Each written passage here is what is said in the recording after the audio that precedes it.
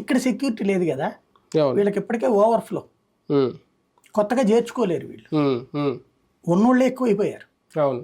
అప్పుడు కొత్త వాళ్ళని చేర్చుకోలేనప్పుడు కొత్త వాళ్ళు ఇప్పుడు వాళ్ళు అవతలకి వెళ్ళిపోలేరు కదా.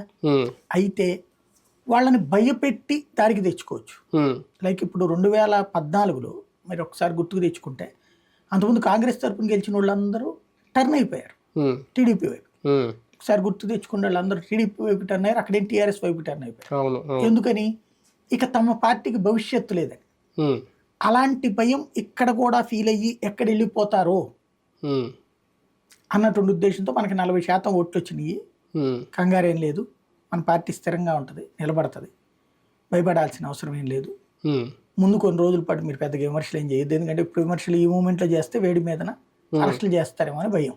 ఉమ్, ఉమ్, మళ్ళీ పార్టీ అంతా చూసుకోవాలి కాబట్టి అవును. అందుకోసం ఆ రూట్లో తీసుకెళ్తున్నారు. ఉమ్, అంటే ఒక వేడిలో ఒక భావోద్వేగంలో ఉన్నారు, వేడిలో ఉన్నారు, ఆవేశంలో ఉన్నారు వైసీపీ నాయకులు. వాళ్ళని కూల్ చేసే ప్రయత్నం, దీని వెనక ఏమైనా వ్యూహం ఉందా జగన్మోహన్ రెడ్డి గారికి? నాకు తెలిసి వాళ్ళలో వేడి ఉన్నట్లేదు, ఆవేశం భయంతో ఉన్నారు. అంతేనా? ఆవేశంతో రగిలిపోవట్లేదు. ఆవేశంతో రగిలితే ఎదురుదాడి జరుగుతుంది కానీ తన్నులు తిని పారిపోవడం ఉండదు కదా.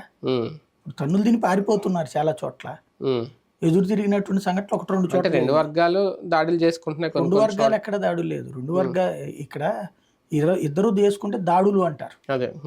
కానీ ఇప్పుడు సాక్షి చూస్తే